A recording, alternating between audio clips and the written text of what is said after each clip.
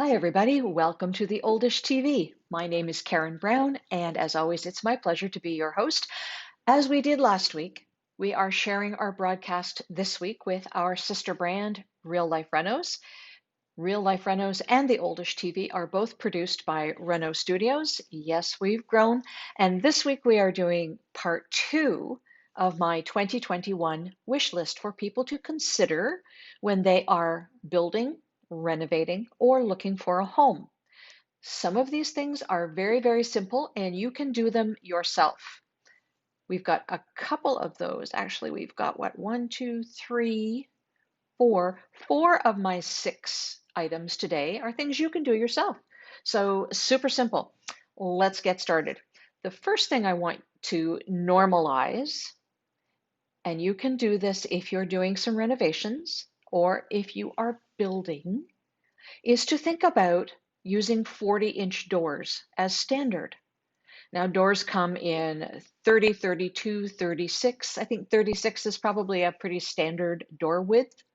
But 40 inches, that 4 extra inches makes such a huge difference. First of all, it is accessible for mobility aid users. No question about that. It is also wonderful if you've got your arms loaded with groceries or luggage and you're trying to get through the door. If you are holding on to a little person and you both want to go through the door together, 40 inches will do it. There is none of this turning sideways to fit people through the door anymore. A 40-inch door should be the standard, in my opinion. Okay. Number two, the normalization of bidet toilet seats in North America. Standard throughout the world. We have not embraced the trend, except during the pandemic, when it became, for a period of time, in those early days in the spring, absolutely impossible to find a bidet toilet seat. They were all sold out everywhere. They're back in stock now. You can get toilet seats to retrofit your existing toilet. You can get attachments, which you can add on to your existing toilet and toilet seat, or you can go whole hog and get a complete toilet that is built to be a complete bidet system. Now, the prices range, let me see, we have got prices for attachments under $100. You can get them at the hardware stores, the building stores, Amazon. They're around everywhere. Under $100 for an attachment that you add to your existing toilet and toilet seat. Toilet seats will be over $100, and you can get those up to, gosh, I think I've seen them as high as $685. It just depends what you want. I will tell you that one of the things you may like to consider if you're getting a bidet, toilet seat, anything, is the addition of an electrical plug in the vicinity of your toilet, directly behind it, or just, off to one side or the other behind it. If you like to have warm water instead of cold water, you will need that electrical outlet to plug your bidet accoutrements into so that the water is nicely warmed for your tushy in the morning. If you don't care and cold water will do you, that's fine.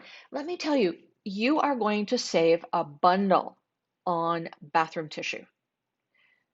And that's the reason they all sold out at the beginning of the pandemic. Remember how everybody was going to grocery stores and stocking up on every roll of toilet paper they could find anywhere? If you have a bidet, you don't need toilet paper, or not nearly as much.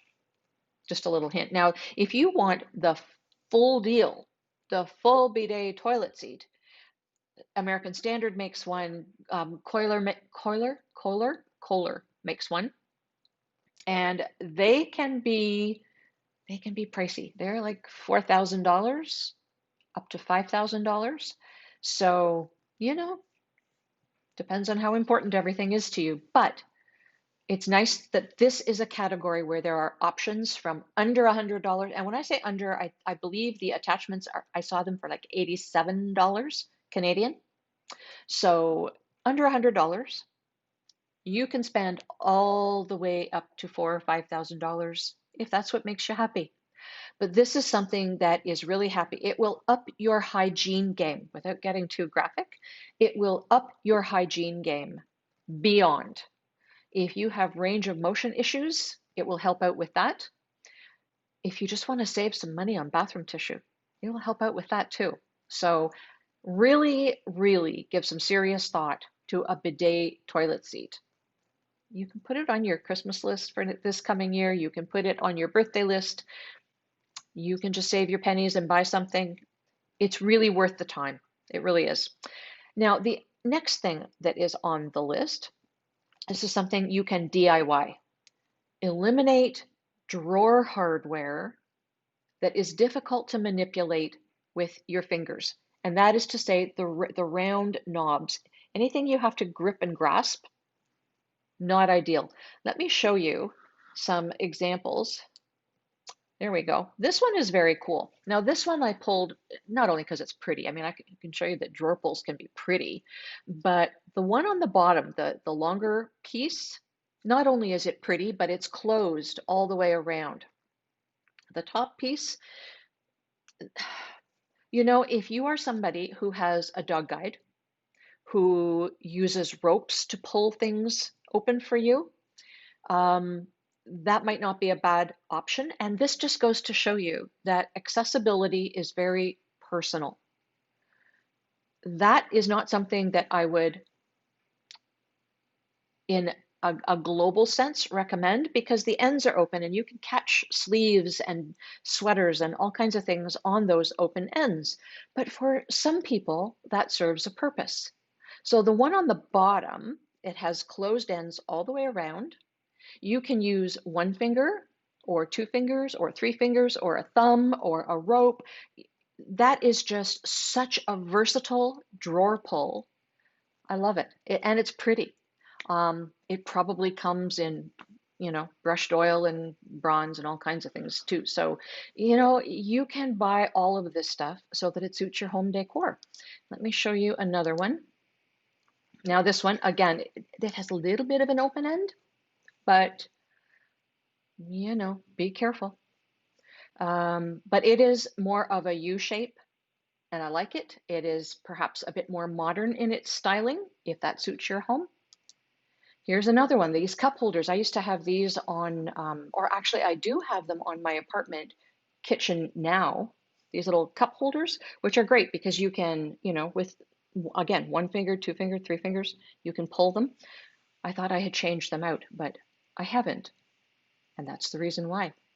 Those little drawer pulls are super. They are, you know, they'll fit in with any kind of decor, really something that's more modern, something that is a little more old-fashioned. They will fit, and they come in all kinds of finishes also. Okay, so now then, the next thing on my list, let's just get back here. The next thing on my list is going to be color contrast. Now, this is something that I really want you to pay attention to. If you are doing any painting this year, and if you are concerned about seeing the difference between the floors and the walls, color contrast is something you really want to think about. Now, it's not something most of us think about. Not something you think about, is it? It's not something that I've given a lot of thought to either, I'll be perfectly honest. Let me just close one of these because there's another document I'm going to show you. Color contrast is largely a function of light reflecting value. So how do you know the light reflecting value? Well, they are not on those little samples that you get at the paint store. But if you get the bigger samples and you turn them over, they are part of the information there. And this is what I will show you. Let me show you. There you go. All right, now here is, now this is Benjamin Moore, and this is from their website.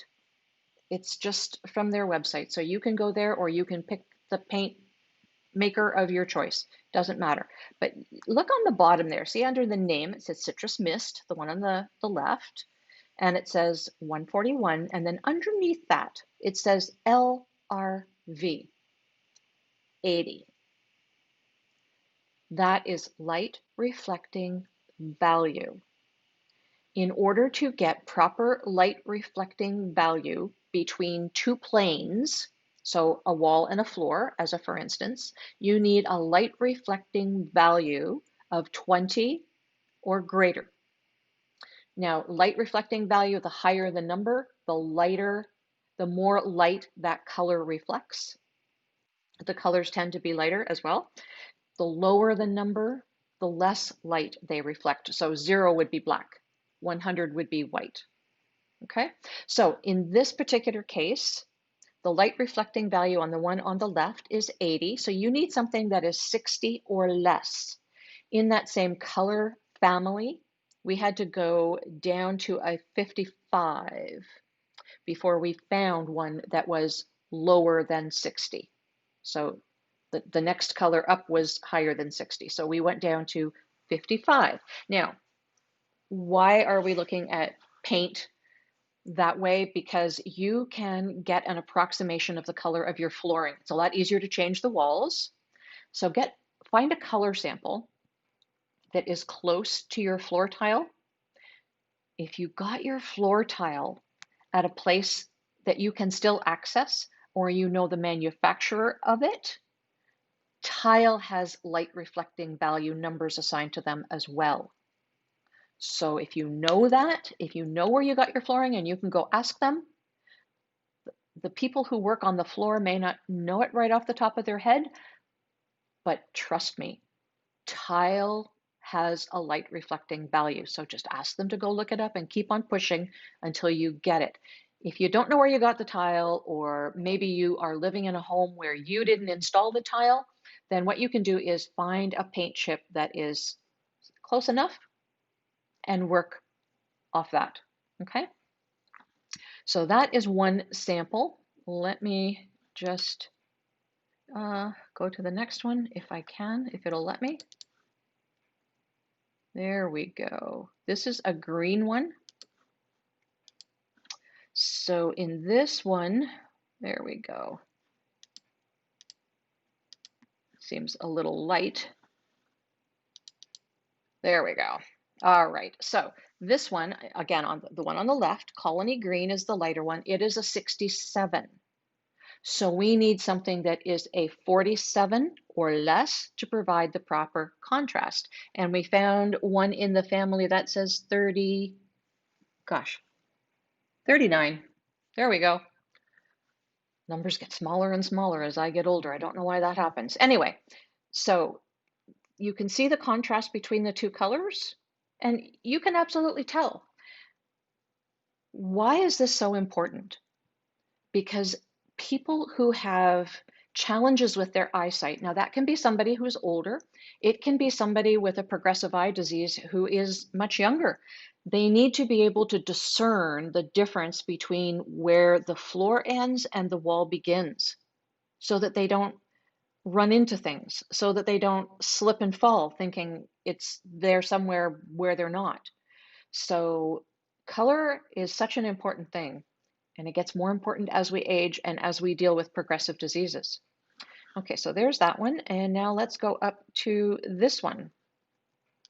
This is our last example. So onyx white is a 78, so that's pretty bright, onyx white, but we had to find something that was 20 less, so 58 or less, and we got to a 57. We found sycamore, which is a light reflecting value of 21 points difference. So you can see that that's a nice little contrast. Okay, so paint matters. Again, you will not find these numbers on those little tiny square chips. You have to get the bigger ones. And depending on the paint manufacturer, you may have to get that big book. You know that big book? You watch the home design shows and they have that thing that fans out? That thing. Look on the back, LRV, and you need a difference of 20. Okay? So there is that. All right. The next thing I want to talk to you about is something that I've talked about 2 or 3 times before. I know I may sound like a broken record, but it matters. tread on the bottom of your boots, your shoes, and your slippers. Now, I'm going to show you a little video here that I did, it was a couple of years ago, and it explains it best and shows some really good samples of what to get rid of and what to keep. So just watch this little video for a moment. Let's talk about shoes. One of my favorite subjects. I've got a closet full. I'll bet you do too. But as we get older, what's on the bottom of the shoe matters more than what's on the top of the shoe. Because if what's on the bottom of the shoe is no tread, we put ourselves at risk for falls. And that's never a good thing for older people. It's never a good thing for anybody, but particularly older people with fragile bones. Now, we've all got our favorite fuzzy slippers that somebody gave us or we went out and bought, and they're all broken in and they feel just right. But look at the bottom. There's no tread there. Zero tread. So whether you are walking on hardwood or tile or carpet, this slipper is a fall risk. Here's something I like to wear indoors. I know, it's a Croc. No support, so it might not be the right one for you. But look at that tread. I'm not going to fall because of these slippers indoors. Okay, they're indoor and outdoor shoes, but I use them as slippers indoors. I use them here in the studio. I use them at home too. This tread is really fantastic, and it does a good job whether I'm walking on hardwood or tile or carpet. Good thing. For the outdoor shoes, I've got a favorite pair of sandals, and they're really good sandals. I've had them for a very long time. But look at this. I have this used to be the tread pattern that was up here. I have worn these puppies right down, and I find them very slippery on a lot of different surfaces outdoors, and particularly if something is wet. These are no longer doing me any favors. So sadly, they have to go. These are my new outdoor shoes. You see this tread pattern? You see the difference?